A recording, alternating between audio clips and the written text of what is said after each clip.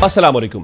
Programme तज्जिया के साथ मैं हूं उमर दराज गोंदल। मौलाना फजलुर रहमान मुल्क के सीनियर सियासतदान हैं, लेकिन उनकी गुफ्तगू को लेकर शदीद रद्दमल आ रहा है कि उनकी मुतनाज़ा गुफ्तगू, जिसके ऊपर वज़ीर दिफा ख्वाजा आसिफ ने भी ट्वीट किया और उन्होंने इस सिलसिले में कहा कि कोई भी जो मुल्क के लिए कुर्बानी देने वाला शख्स है, उसकी कुर्बानी को उस तनाजुर में मुतनाज़ा नहीं बनाया जाना चाहिए जिस तरह से मौलाना साहब बात कर रहे थे।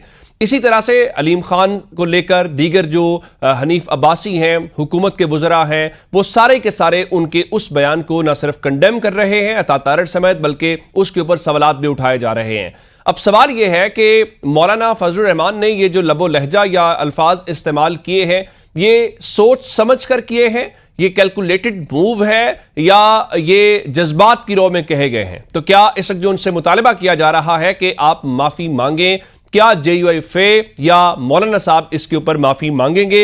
ये एक इंपॉर्टेंट आज की खबर है। दूसरा, आज सुप्रीम कोर्ट के अंदर हमने ये देखा कि नैब से मुतल्लिका जो केसेस हैं, उन केसेस के हवाले से वहां पर अटॉर्नी जनरल ने और नैब का मौकिफ सामने आया कि अब जो तमाम केसेस हैं उनकी अपीलें आईनी अदालत के अंदर जाएंगी। अब ये बुनियादी सवाल इस वक्त ये है कि चूंकि बानी PTI का अलकादिर ट्रस्ट केस जो है उसके अंदर उनको सजा हुई, जो सजा इस्लामाबाद हाई कोर्ट के अंदर उसके खिलाफ अपील चल रही है, तो अगर यहां से उनको उनकी सजा को अपहोल्ड किया जाता है तो उसकी अपील आईनी अदालत में जाएगी। क्या इसके ऊपर नैब ने अपना मौकिफ तब्दील किया है? और क्या इसमें तहरीक इंसाफ की खामी है कि जब वो कानून बना या एक्ट आया तो आपने उसको चैलेंज नहीं किया? फिर सुप्रीम कोर्ट के अंदर जब ये समाअत हो रही है तो तहरीक इंसाफ उसके अंदर फरीक नहीं बनी। और ये एक उस लिहाज से फिर हमने ये देखा कि अलीमा खान ने कहा था कि कोई अडियाला जेल के बाहर नहीं आएगा। आज अलीमा खान खुद नहीं थी, बताया गया वो खैबर पख्तूनख्वा में है, लेकिन उनकी दीगर बहनें तो पहुंची, मुलाकात नहीं हुई। तो क्या अब यह समझा जाए कि अलीमा खान नहीं होंगी तो तहरीक इंसाफ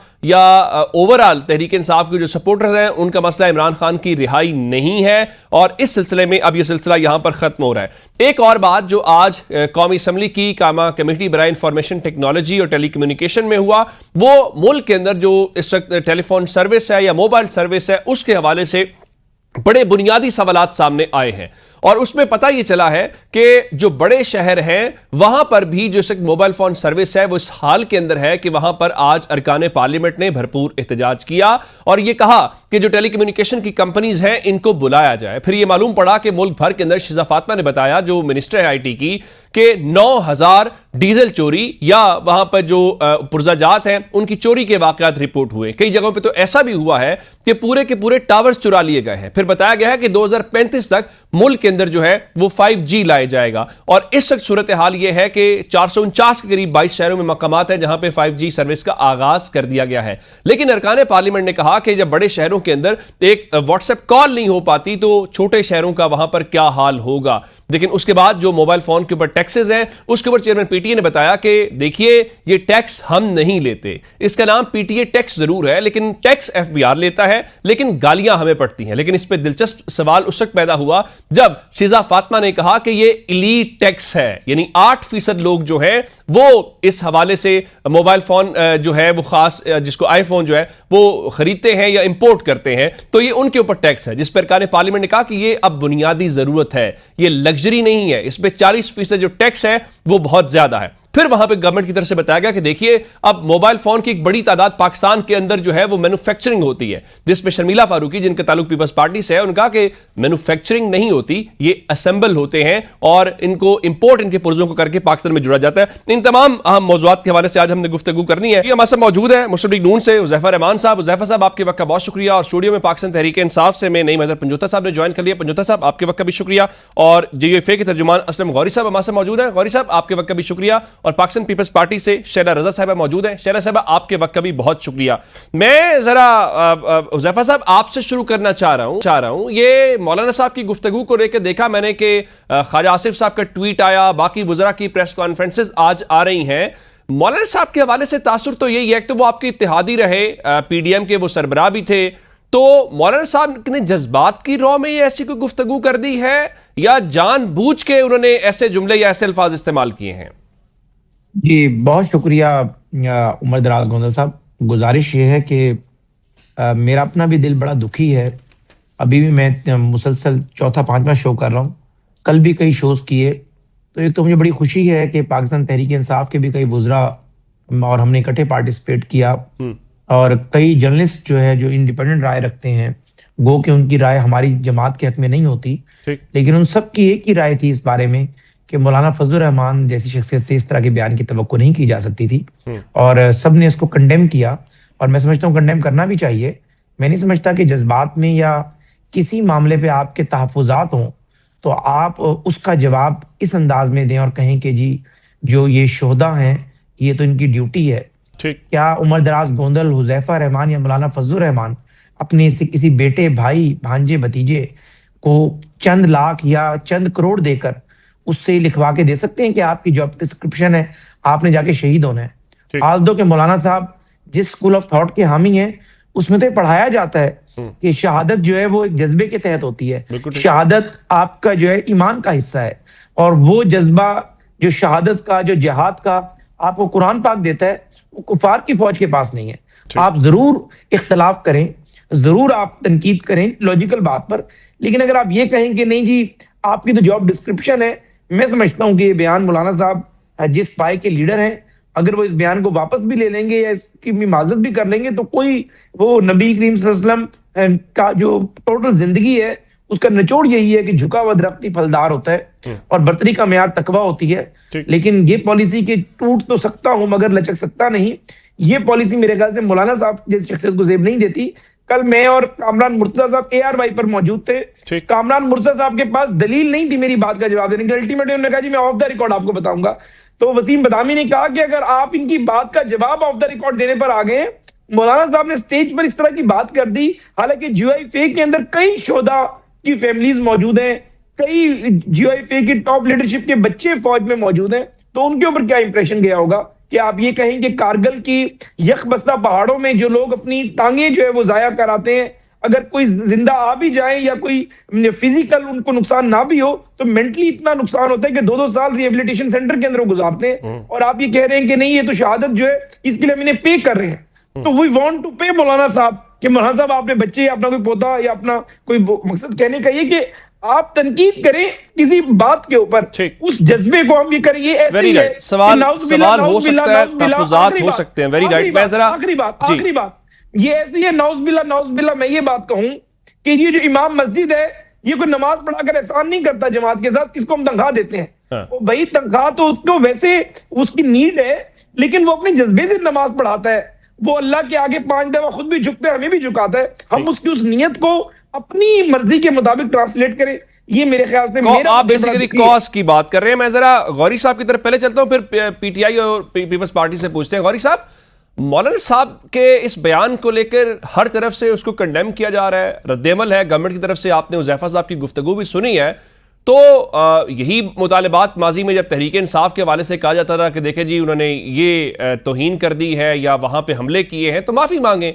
तो आपसे भी यही डिमांड आपकी जमात से हो रही है कि ये अल्फाज वापस लिए जाएं, इसके ऊपर माजरत की जाए, सबके दिल दुखे हैं। बहुत शुक्रिया आपका। सब तो हुज़ैफा रहमान साहब की जो आला कारकर्दगी है जो रात के प्रोग्राम की बता रहे हैं, मैं जरा उस पर सलाम पेश करता हूँ। नए नए सियासत में आए हैं, आती वजारतें मिल गई हैं, तो जरा अपने आप से थोड़ा सा कुछ बाहर भी हुए हैं। मैं ये एक ही जगह से ट्वीट आया, ये सबको एक ही जगह से व्हाट्सएप पे मैसेज आया सबको, और सबको कहा गया आप शुरू हो जाओ। ये आज से नहीं हुआ, ये PTI के साथ भी हुआ, ये मुस्लिम लीग के साथ भी हुआ, ये पीपल्स पार्टी के साथ भी हुआ। शैला रजा बैठी है, मिस्टर 10% के प्रोग्राम कितने चलते थे, ये सब कुछ सबके साथ होता है। हमें पता है कौन कहां से मैसेज कर रहा है और कौन उस पर ताबेदारी कर रहा है। ये जो बरसाती मेंढक और डड्डू बाहर आके शोर मचाना शुरू कर देते हैं, तो हम सब जानते हैं कि इनका पीछे से कौन डोरियां इनकी हिला रहा है, कहां से ये चले हैं। मौलाना साहब ने जो कुछ यहाँ कहा है, या मौलाना साहब ने इससे पहले सिंध में भी यही बातें की हैं, मौलाना साहब ने इससे पहले बलूचिस्तान में भी यही बातें की हैं, मौलाना ने इससे पहले KPK में भी यही बातें की हैं। पंजाब की बात का बड़ा दुख हो रहा है, इसलिए कि मौलाना की पंजाब इंट्री इनको पसंद नहीं है। मैंने उनकी पूरी बात सुनी है, एक सवाल में करके आए हैं, मेरे साथ उनका पहले दफा वास्ता पड़ा, जरा मैं उन्हें जवाब दे दूं। गौरी साहब एक जुमला सिर्फ, चूंकि एक बतौर पाकिस्तानी ये हम सब का है, ज़ाहिर है जो मुल्क के लिए शहीद हो वो हम सब के लिए मुकद्दम है, हम उनके खानदानों के भी कर्जदार हैं। ये बात तो दुरुस्त है ना, आपको मुझे या किसी को भी ये कहा जाए कि ये पैसे ले लो और अपनी जान कुर्बान कर दो, कोई भी नहीं, हर कोई जिंदा रहना चाहता है, ये बात तो लॉजिकल है ना। देखिए, बात सुने, उनका पूरा बयान तो चला दें आप, उनका सियागो सबाक तो सुनाएं, एक जुमला उठा के उस पर पूरे प्रोग्राम कल से चल रहे हैं, उनकी पूरी तकरीर तो सुनाएं। पार्लियामेंट में वो तकरीर करे तो टीवी पे नहीं चलेगी, कराची के जलसे में तकरीर करे तो टीवी पे नहीं चलेगी, मशीन के जलसे में तकरीर करे तो टीवी पे नहीं चलेगी, चार सदा के जलसे में बात करे तो टीवी पे नहीं चलेगी। तो ये चलाओ ना यार, ये जो जुमले आप बता रहे हैं मुझे, उनकी तकरीर 15-20 मिनट की चलाओ ना, आपको अंदाजा हो जाए कि मौलाना ने किस सियाको सबाक में बात की है। इस तरह एक जुमला उठा के उस पर कल से जो ये तमाशा लगा हुआ है, मैं आपको एक बात बताऊं, आपके इस प्रोग्राम से हुजैफा साहब के भी इल्म में देना चाह रहा हूं, कल से ट्विटर पे, एक्स पे टॉप ट्रेंड जीयूआई जा रही है। आपको अवाम ने पजीराई नहीं दी है, अवाम आपके साथ नहीं खड़े हुए हैं। मैं एक बात और आपको बता दूं, अगर पीटीआई दौर में मियां नवाज शरीफ, ख्वाजा आसिफ और जनाब ये इन सब के बयान आप लेने, मैं आपको भिजवा देता हूँ वीडियो, तो आपको पता चलेगा कि मौलाना ने तो इनके मुकाबले चले, बिल्कुल ठीक हो गया। वो माजी के बयानात का हवाला दे रहे हैं। मैं शहला साहब आपकी तरफ आना चाह रहा हूँ। मुस्लिम लीग नून के गुजरा के रद्देमल तो आया, सब उसकी मजम्मत भी कर रहे हैं, लेकिन पीपल्स पार्टी की तरफ से खामोशी है इस बयान को लेकर, इन चीजों को लेकर। मैंने कुंडी साहब का बयान जरूर देखा है, वो कह रहे हैं गैर जिम्मेदाराना बयान है। इसमें पीपल्स पार्टी की क्या पोजीशन है?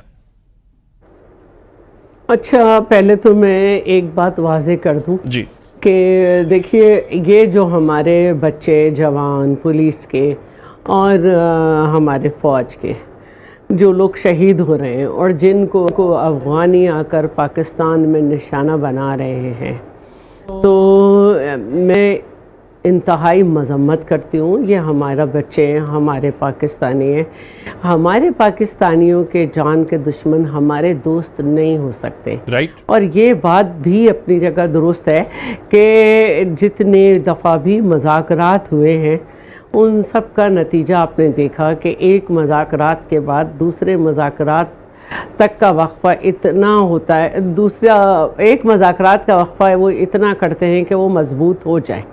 तो जो कन्फ्यूजन किसी भी लेवल पे थी वो वक्त के साथ ख़त्म हुई, और अब रियासत इन्हें फितना अल खवारिज डिक्लेयर कर चुकी है। भारत के साथ अफ़गानिस्तान के जो ताल्लुकात हैं, जिसको वो अपना दूसरा घर कहते हैं, और पाकिस्तान पे वो हमला इसलिए करते हैं कि पाकिस्तान के लोग उन्हें गैर मुस्लिम लगते हैं, उनके मतलब के मुसलमान नहीं लगते। तो इस बात को नज़रअंदाज नहीं किया जा सकता। अभी कराची में भी आपने देखा, तो अब वो लोग जो इनके आला कार हैं, हमें तो उन पे काम करना है ना, कि हमारे लोग जो हैं उन पे काम करें, कि इनकी काउंसलिंग करें कि ये एक माइंड सेट की लड़ाई है जिसमें इस्लाम का नाम इस्तेमाल हो रहा है, जिसमें जन्नत के मसाइल, जन्नत दिखाई जा रही है लोगों को, कि कार लहरा रही है तो कार इसलिए लहरा रही है कि मुझे अभी से जन्नत की हूरें नज़र आ रही हैं। तो हमारा काम, मैं समझती हूँ कि हर सतह पर ये है, और रियासत डिसाइड कर चुकी है कि चाहे फितनतुल हिंदुस्तान हो, चाहे अल खवारिज हो, हमें इनसे निमटना है। तो वक्त अब यही कह रहा है कि हमें एक साथ खड़ा होना होगा, वरना ये जो एक स्टेट है कन्फ्यूजन की, हमें अपने बयानों में जो है जिम्मेदारानापन लाना होगा। पाकिस्तान पीपल्स पार्टी का बड़ा वाज़ेह स्टांस है। बीबी साहिबा की शहादत किसी पाकिस्तान पीपल्स पार्टी के मौक़िफ़ की मोहताज नहीं है कि किस तरह उन्होंने टेररिज्म को ललकारा और फिर किस तरह से अपनी जान इस एक औरत होते हुए निसार कर दी, और उसके बाद यही पैगाम दिया है कि इस मुल्क को आप बचाएंगे, मैं बचाएंगे। और उसके बाद आप देखें कि हमने सवात में परचम लहराया और ऑपरेशन राह रास्त का आगाज़ किया, जो कंटिन्यूएशन में आगे बढ़ा। हमारी हुकूमत नहीं बनी 2013 में कि हमें उस वक्त तालिबान ने धमकी दी थी कि अगर पीपल्स पार्टी का कहीं जलसा हुआ, और सब खुश थे, चाहे कोई नून लीग हो चाहे पीटीआई हो, सब जलसे करते फिर रहे थे। किसी को ऐसा नहीं था कि लेवल प्लेइंग फील्ड नहीं है तालिबान की तरफ से। आप जो हकायक बयान कर रही है तालिबान रुको, हम आ रहे हैं। बिल्कुल ठीक, बिल्कुल ठीक। मैं जानना चाह रहा हूं कि फिर आप इसको गैर जिम्मेदाराना बयान कह रही हैं? हर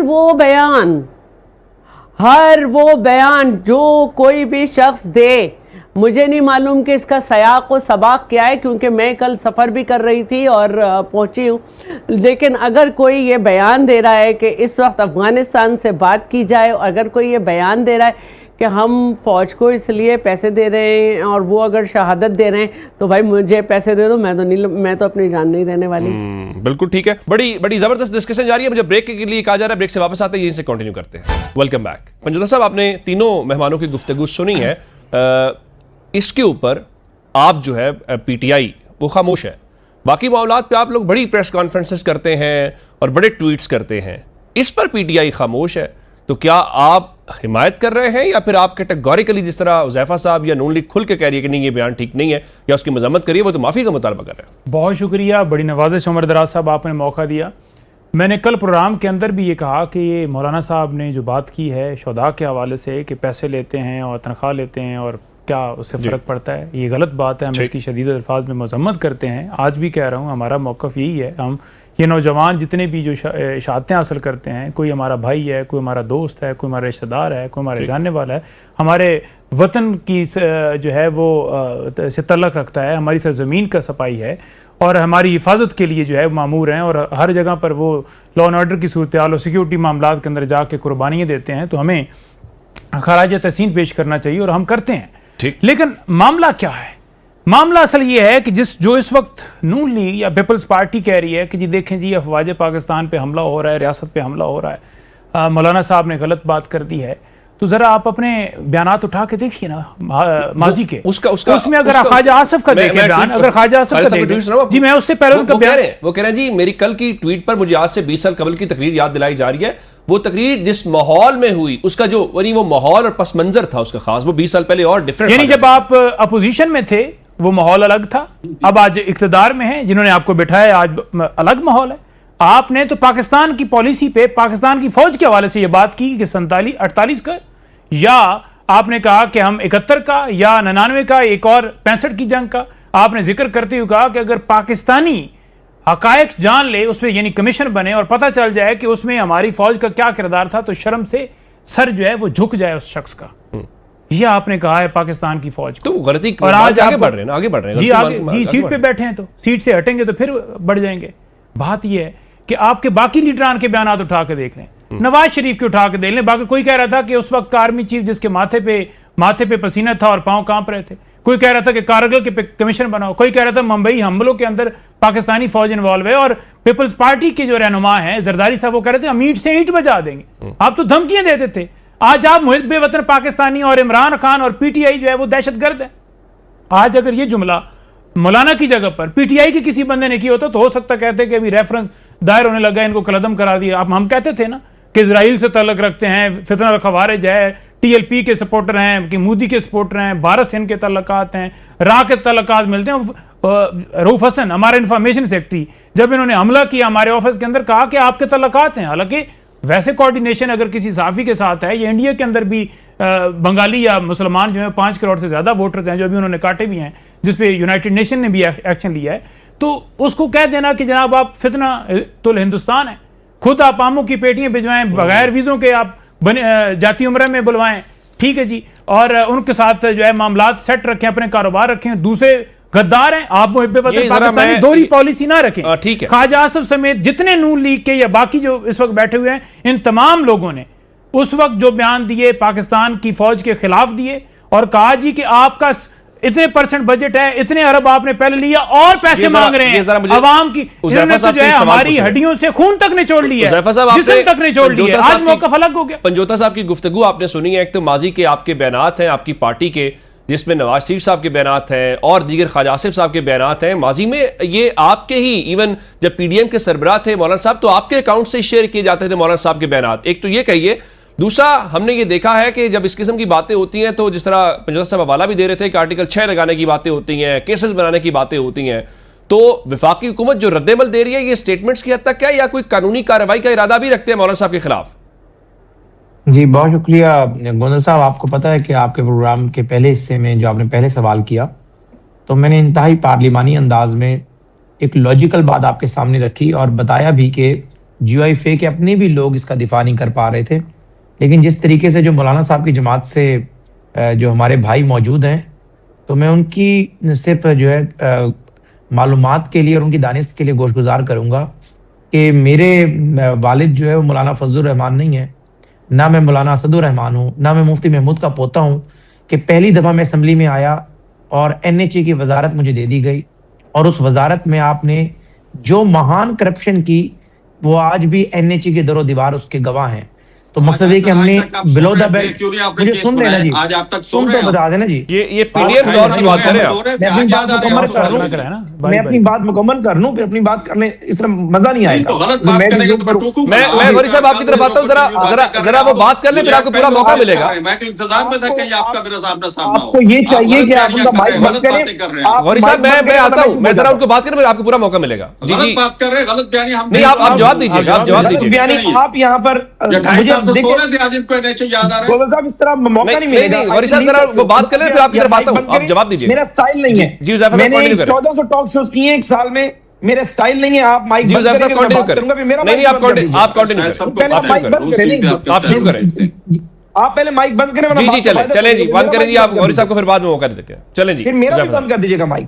पहली बात तो ये कि गौरी साहब जो है ये किसी और को जाकर लेक्चर दें। ये बेसिकली ये यहाँ सर्टिफिकेट बांधने के लिए नहीं बैठे हुए। हाँ। आप किसी को सर्टिफिकेट दें कि तुम सही हो या तुम गलत हो। हम सब लोगों ने अपनी बात ऑडियंस को सुनानी है और आप एंकर हैं, आपको बतानी है। आप हमारी तस्दीक जरूर करें, बाकी ऑडियंस ने हमारे ऊपर यकीन करना है या नहीं करना। ठीक। तो गुजारिश ये है कि मैं और नईम हैदर पंजोता हम वर्कर क्लास के लोग हैं, जीरो से शुरू हुए। कल नईम पंजोता भी वफाकी वजीर बनेगा, मुझे बड़ी खुशी होगी। लेकिन हमारा कोई बाप दादा जो है वो उसकी वजह से हमें वजारत नहीं दी गई और उस वजारत के अंदर ना ही हमने वो काम किया कि उसके बाद आपके अपनी जमात के लोग, आपके अपने ठेकेदार जो जो बातें की वो सारे पार्ट ऑफ हिस्ट्री है, मैं उसमें नहीं जाना चाहता। लेकिन मैं इतना जरूर कहूंगा कि आपने जो बात की, पहली बात तो है कि अगर किसी भी रहनुमा ने, किसी सियासी रहनुमा ने अफवाज पाकिस्तान के शोधा की साख, उनकी कुर्बानी को जो है वो हत्वे तनकीद बनाया है, तो मैं उस पर 1000 मरतबा लानत भेजता हूं, जिस जमात से भी हो। नंबर एक। नंबर दो ये कि यहां बात ये नहीं हो रही, यहां बात ये हो रही है कि अगर किसी ने तनकीद का निशाना बनाया, किसी सरबराह को बनाया, किसी इदारे के इंटेलिजेंस चीफ को बनाया, उसके सियासी किरदार पर बात की, आप भी कर लें। उसके बाद उसी तरह का रिएक्शन आता। आप क्या कह रहे हैं कि जो फौजी जवान या पुलिस कांस्टेबल या FC का जवान ये जा रहा है लड़ने, ये इसलिए जा रहा है कि हमने इसे पैसे दिए, ये मुख्तसर बात है, उसका आप फिर दिफा कर रहे हैं। फिर सामने वाले की आप कैरेक्टर असैसिनेशन शुरू कर देते हैं कि ये पहली दफा वजीर बन गया, ये हो गया, वो हो गया। मैंने कल ARY पे 11 मिनट बात की, कोई बिलो द बेल्ट बात नहीं की और यही कहा कि मौलाना की कद काट के बंदे की बात नहीं करनी चाहिए थी। और कई मरतबा उमर दराज गोंदल इस बात का गवाह है, नईम हैदर पंजोता इस बात का गवाह है कि मैंने कई मरतबा अपनी जमात के बेशुमार फैसलों पे कहा कि जी मैं इसकी दिफा की पोजीशन में नहीं हूं, इंतहाई आज़दी उनकी के साथ। पेट्रोलियम मसनूआत में लेवी का मामला है, बाकी चीजें हैं। तो आपका भी मुंह उठा के आप लोग जो है, मकसद ये कि मैं आपको घर तक पहुंचा के आऊंगा अगर आप यानी लोगों के खिलाफ आप लोग फतवे दे देते हैं। ये कोई तरीकेकार नहीं है कि आप कहेंगे जी तुम गलत हो, मैं तुम्हें यहीं रोक दूंगा। मुतशद्दिद रवैया अपना छोड़ दें। आप जमहूरियत में बैठे हुए हैं, मेहरबानी करें, आप अपनी बात करें, मैं अपनी बात करूंगा। अब आप बोलेंगे मैं खामोश रहूंगा, आप मुझे गाली भी बिल्कुल ठीक है, आपका मुद्दा आ गया। मेरे सिर्फ एक नुकता ज़ैफर साहब बता दीजिए, कोई कानूनी कार्रवाई आप नहीं कर रहे, इसका मतलब है? जी नहीं, बिल्कुल करेंगे कानूनी कार्रवाई, लेकिन इसमें फर्क ये है कि अगर कोई आम बंदा ये बात करता तो अब तक उस पर पर्चा भी हो चुका होता, वो अरेस्ट भी हो चुका होता। लेकिन मौलाना साहब एक बड़े कद काट के सियासी रहनुमा है, उनकी एक बड़ी फॉलोइंग है, इंसान है, गलती कर जाता है। जज्बात में कोई बात अगर कर गए, अगर वो उससे रजू कर लेते हैं या उसकी वजाहत फरमा देते हैं या उस बयान से पीछे हट जाते हैं, तो मेरे ख्याल से हमारा मकसद जुर्म का खात्मा है, ना कि बंदे का। बिल्कुल ठीक है। मैं जरा गौरी साहब की तरफ बढ़ना चाहता हूं। मौलाना साहब के फॉलोअर ट्रैक पर आ जाए जी, ठीक है, बिल्कुल ठीक है। गौरी साहब आपने उज़ैफा साहब की गुफ्तगू भी सुन ली है। जाहिर है कि माजी में हमने देखा है जब इस किस्म की गुफ्तगू होती रही है तो लोगों पे पर्चे होते रहे हैं, और यही बात उज़ैफा साहब भी कह रहे हैं, कोई आम बंदा होता था अब तक पर्चा हो चुका होता। हजूर बात यह है कि गोदर साहब, मुझे आपसे भी गिला है, आपने ये प्रोग्राम शुरू करने से पहले मौलाना साहब को क्लिप क्यों नहीं चलाया? जो 15-20 मिनट का क्लिप चलाते ताकि पता तो लगता मौलाना ने किस सियाको सबाक में आपको इसीलिए बुलाया कि आप मुद्दा रखिए सामने। उस पे कल से प्रोग्राम चल रहे हैं, हमें गिला भी इसी पे है। ये मुस्लिम लीग वाले कल हमारे सामने बैठ के PDM के इजलासों में आंसू से रोते थे बैठ के। आज ये सारे सिर्फ अपनी नौकरी पक्की करने के लिए लगे हुए हैं। हमें पता है कि जब ताहिर अशरफी और जनाब फयाजुल हक चौहान और चौधरी जैसे लोग जब टीवी आके प्रेस कॉन्फ्रेंस करें, तो पता है कि उनको कौन करवा रहा है। हम बच्चे नहीं है, हम सब चीजें समझ रहे हैं। मुस्लिम लीग दूर अपनी नौकरी बचाने के लिए, अपनी तरह चीज बचाने के लिए ऐसी बातें कर रहे हैं। मैं दूसरी बात आपसे कह दूं कि जो इस वक्त ये सूरत बनाई गई है, जो चीज हम इस तरह बातों से कभी नहीं दबते। हमारे साथ ये लोग रहे हैं, तहरीक में भी रहे, इनको पता है जब ये लाहौर की घरों में छुपे बैठे थे, इनके प्लेटर्स कम हो रहे थे, मैं उस वक्त भी यादगार पाकिस्तान के नीचे लाखों लोग लेके बैठा हुआ था, और कब्र-उज़्मा कायरा के अलावा इनका कोई इनका कोई मुस्लिम लीग का आदमी मेरे पास नहीं आया था। मैं इनको बहुत अच्छी तरह जानता हूं। मैं भी एक कारकुन का बेटा हूं। मैं हजूर हुज़ैफा साहब, आप शायद मुझे नहीं जानते, मैं भी एक कारकुन का बेटा हूं। मैं कोई बड़े जागीरदार सरमायादार किसी एमएनए और किसी का बेटा नहीं हूं। मैं एक गरीब कारकुन का बेटा हूं। जमीयत उलमा में आपको गरीब कारकुन ही मिलेंगे। और अगर आप बात कर रहे हैं किसी की करप्शन की, तो आप 2.5 साल से सो रहे थे। ये सारी बातें आपको कल से याद आ रही हैं। आप मौलाना साहब की स्टेटमेंट पीटीवी पे चला दे पूरी आधे घंटे की, उसके बाद फिर देखिए रद्द अमल क्या आता है। आप एक जुमला उठा के उस पर अगर इस तरह की बातें करेंगे और ये चीजें करें, तो हम तो रद्द अमल देंगे, हम दे रहे हैं। सोशल मीडिया हमारे कंट्रोल में है, सोशल मीडिया पे हम रद्द अमल दे रहे हैं। मीडिया आपके कंट्रोल में है, मीडिया आप अपनी मर्जी से चला रहे हैं। बिल्कुल ठीक है, बिल्कुल ठीक है। आपका पॉइंट ऑफ व्यू आ गया। ये मुझे ब्रेक के लिए कहा जा रहा है, ब्रेक से वापस आते हैं, यहीं से कंटिन्यू करते हैं। Welcome back. मैं जरा शरद साहब आपकी तरफ आना चाह रहा हूं। इस मुद्दे के ऊपर तो बात हो गई है।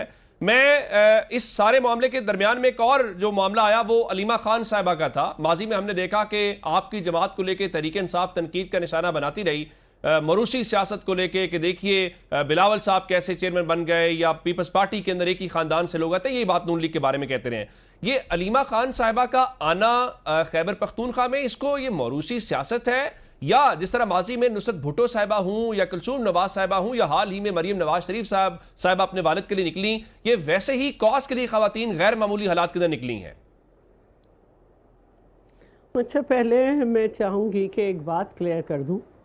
तो मेरी पार्टी ने बाकायदा डिक्टेटर्स के ख़िलाफ़ जद्दोजहद की है, ठीक, और बबांगे दाहल की है, कोड़े खाए हैं, फांसी पे लटके अपने आप को जलाया है, ख़वातीन ने भी कही ये। लेकिन मोहतरमा बेनज़ीर भुट्टो का बड़ा वाज़ेह बयान था शहीद का कि हमारी लड़ाई उन जर्नल्स के साथ है जो शब खून मारते हैं। ठीक।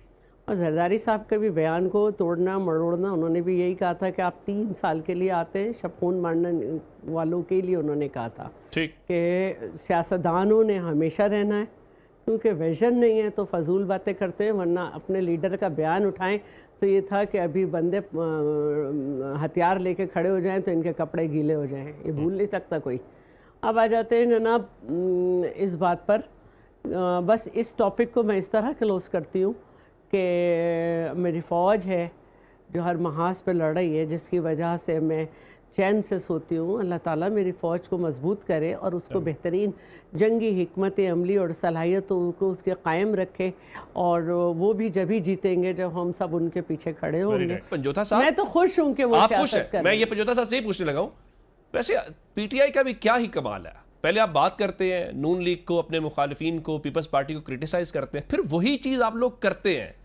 अब आप क्या कहते थे मरीम नवाज शरीफ साहबा के हवाले से, आप क्या कहते थे बिलावल साहब के हवाले से?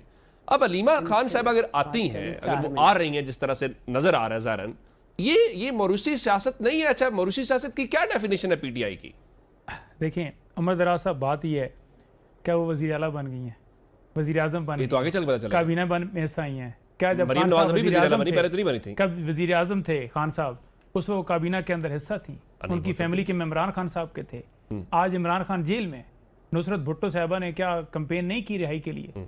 क्या जो कुलसूम नवाज है उसने कंपेन नहीं की रिहाई के लिए? आवाज बुलंद नहीं की? तनकीद करते नहीं, सियासत के अंदर अगर आएंगी तो तनकीद होगी। क्या मरूसी सियासत कर रहे हैं, लेकिन जो कुलसूम नवाज है वो सियासत के अंदर तो नहीं है, वो एमएनए एमपी तो नहीं बनी। ठीक है, तो बात सिंपल है कि एक तरफ जितनी जमातें हैं उन तमाम के अंदर अगर आप स्ट्रक्चर देख रहे हैं कि भाई, चाचा, भतीजा, सारे रिश्तेदार, सारे के सारे जो हैं वो कोई एमएनए, कोई एमपी है, कोई वजीर है, कोई मशीर है, कोई मिनिस्टर है, कोई वजीर आला है, कोई वजीर आजम है, चाहे पीएमएलएन हो चाहे पीपल्स पार्टी हो, दोनों के अंदर है।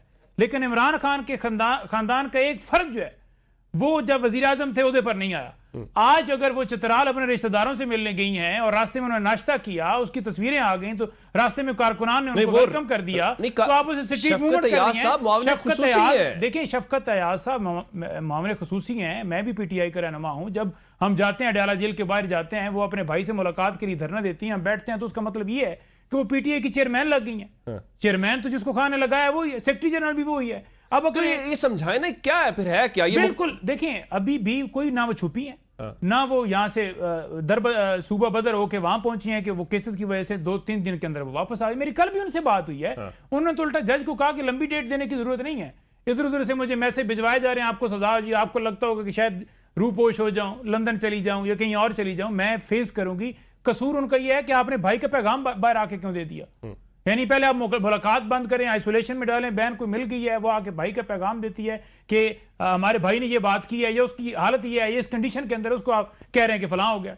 मैं भुट्टो साहब क्योंकि फौत हो चुके हैं, शहीद हुए, मैं कहता हूं कि उनका जुडिशियल मर्डर हुआ, सुप्रीम कोर्ट ठीक है, सुप्रीम कोर्ट कह चुकी है, और इंसाफ 50 साल बाद उन्हें जाकर मिला है। हमने बतौर जमात ये कहा कि बिल्कुल ये ठीक फैसला अब हुआ, लेकिन ये इंसाफ इतना लेट क्यों मिला? लेकिन अगर माजी में देखें तो भुट्टो साहब कैसे आए, अयूब खान कैसे 71 में मुल्क 2 लाख हुआ, बिल्कुल एटमी प्रोग्राम की बुनियाद रखी, अमेरिका को पसंद नहीं, उन्होंने उनको गलत तरीके से दिलवाया, लेकिन वो सिलसिला अभी भी चल रहा है। बाहर से सैफर आया, आपने इमरान खान को हटा दिया, तो मतलब यह है कि जो आपके भुट्टो का विजन था, जिसके लिए उन्होंने स्टैंड किया, हालांकि गलत तरीके से आए थे, फिर उन्होंने उनको खत्म किया, जिसके लिए उन्होंने स्टैंड किया था, आपने क्या किया? वो बेनजीर साहबा की कुर्बानी को भी जाया कर दिया, आप उसी तरीके से फिर आके बैठ गए। ठीक है, बिल्कुल ठीक है, जरा ये ना कीजिए। और आखिरी बात, जब कोई सरबराह किसी इदारे का अपने ओहदे से हलफ बर्दारी को वो तबाह करेगा, पॉलिटिकल मामलात में, इंजीनियरिंग में मुदाखलत करेगा, इलेक्शन लूटेगा, मीडिया पे कंट्रोल करेगा, गलत मामलात करेगा, तो फिर हम उसके खिलाफ तनकीद करेंगे, बात करेंगे। बिल्कुल ठीक है। जरा ज़ैफर साहब ये बताइए, बल्कि खबर भी आपसे जाननी है, फिर उस पर अपना तजिया भी दीजिएगा कि इतलात आ रही है कि पीपल्स पीटीआई जो है वापस कायमा कमेटियों में आना चाह रही है, कोई हुकूमत से राब्ता किया गया है, कोई कौमी असम्बली से राब्ता किया गया है कि वापस आ रही है पीटीआई? मेरे पास ऐसी कोई मालूमात नहीं है, और मैं स्पेकुलेशन पे यकीन भी नहीं रखता, क्योंकि ज़ाहिर है मैं एक पोजीशन ऑफ ट्रस्ट पर हूँ, मुझे जो बात है वो करनी चाहिए जिसकी मेरे पास पूरी तस्दीक हो। तो चूंकि आपने स्पेसिफिक सवाल पूछे, मैं वैसे चले आपके पास मालूमात नहीं है, मैं आपकी मौजूदगी का फायदा उठाते हुए एक और आज मालूमाती सवाल आपसे जानना चाहता हूं। कल जनाब बड़े हर तरफ वायरल थे, हर तरफ हुज़ैफा रहमान ही चल रहे थे, 128 रुपए, मुझे बाकी कोई मसला नहीं था कि आप रोटी कितने में मंगवाई, आपने सालन कितने मंगवाया। मेरे जहन में सिर्फ एक चीज कल से आ रही थी, मैंने फोन आपको नहीं कर पाया, कि ये आधी कोक जनाब क्यों पीते हैं, ये आधी कोक कहां से मिलती है? बहुत शुक्रिया। बिल्कुल, कल के शो में मेरे दो साथी जो है इरशाद भट्टी साहब और असदुल्ला साहब की शरारत जो है वो इस वक्त पूरे मुल्क में हर जगह चल रही है। हालांकि बात रोटी की कीमत से शुरू हुई थी, उन्हें मैंने बताया कि आज भी रोटी की कीमत जो है वो 14 रुपए है, और आज मैंने 2 रोटियां मंगवाई हैं आपके प्रोग्राम से। 15 आज फिर मंगवाई है 14 रुपए में? नहीं, मैंने कल मैंने कहा मैंने 2 रोटियां मंगवाई हैं, और दाल की प्लेट यहाँ 200 रुपए की है, तो मैं आधी प्लेट में 2 रोटियां खा लेता हूँ। तो मैंने कहा मैं सादगी पे यकीन रखने वाला शख्स हूँ, और साथ मैंने कहा मेरे ऑफिस में कोक थी तो मैंने आधी कोक भी पी है, तो उन्होंने उसको इस अंदाज में चला दिया। देखिए, बात यह है कि मैंने ये सिर्फ इसलिए बताया कि इंसान को जो है अपनी मिट्टी से जुड़ा होना चाहिए, कोई इसमें बात नहीं है। मेरा फैमिली बैकग्राउंड सब जानते हैं। इस पोजीशन से हटकर भी खाना कभी कभी मे फेयर में जाकर जो है वो मिनेटन में जाकर भी खाया है, नोविकोव में 500-500 पाउंड पर पर्सन जो है, इतना यानी जो दुनिया के एलिट ऑफ एलिट रेस्टोरेंट है वहां भी खाना खाया है। लेकिन मैं सादगी पे यकीन रखने वाला शख्स हूँ। अक्सर औकात हमारा जो रियल एस्टेट का बिजनेस है, मैं अपनी सोसाइटीज वगैरह की विजिट पे, अब तो जब से वजीर बने जा ही नहीं पाते, जब मैं जाया करता था मैं मजदूरों के साथ नीचे बैठकर वो रोटी और चटनी से भी मैं जो है खाकर बड़ा खुश फील करता था। तो मैंने इस कंटेस्ट में बात की, उन्होंने फैला दी, तो उनकी मर्जी है। लेकिन इसका भी पंजोता साहब बेटा, ये पीटीआई वालों ने फैलाई होगी कल? नहीं, इन्होंने नहीं फैलाई। वो खुद वो कहते हैं कि देखा जो तीर का के कमी का की तरफ अपने ही दोस्तों से बिल्कुल ठीक है। अच्छा गौरी साहब, ये बताइए कि जाहिर है कि असेंबली के अंदर कार्रवाई तो तभी चलती है या पार्लियामेंट कंप्लीट तभी होती है जब स्टैंडिंग कमेटीज के अंदर ऑपोजिशन बैठी हो। आप तो स्टैंडिंग कमेटीज के अंदर बैठे हुए हैं, पीटीआई अगर वापस आती है तो ये इसको जाहिर है इसका फायदा तो सबको ही होगा, ऑपोजिशन को फायदा होगा, पार्लियामेंट को फायदा होगा। बिल्कुल, पीटीआई को वापस आना चाहिए, पीटीआई को आके उसका कमेटियों का हिस्सा बनना चाहिए। और अगर अपोजिशन कमजोर होगी, हम कमेटियों में सारी कानून साजी होती है, हर चीज कमेटियों में आती है, अगर वहां हम 2 या 3 जेजुआई का एक आदमी बैठा होगा तो उसकी वो तो चीज हम उसको डिफेंड ही कर सकेंगे। अगर पीटीआई के लोग भी साथ बैठे होंगे, अपोजिशन स्ट्रांग होगी वहां बैठी होगी, तो हम इंशाल्लाह उन चीजों को डिफेंड भी करेंगे, गलत काम को रोकेंगे भी। जिस किस्म की कानून साजी 27वीं तरमीम में आ रही है या आगे 28वीं का शोर मचा हुआ है, तो उनको हम रोकेंगे, तभी रोकेंगे कि अगर हम कमेटियों में मौजूद होंगे। मैं समझता हूँ पीटीआई अपने इस फैसले पर इस फैसले पर नजरसानी करे। ज़ाहिर है इसका अपोजिशन को और तालिबान को फराती। प्रोग्राम का वक्त खत्म हो गया। अपने चारों मौजूद मेहमानों का, असलम गौरी साहब का, शहरा रजा साहिबा का, उज़ैफा रहमान साहब का और नईम हैदर पंजोदा साहब का शुक्रिया अदा करूंगा। नाज़रीन, हमें इजाज़त दीजिए। अपना बहुत सारा ख्याल रखिएगा। खुदा हाफिज़।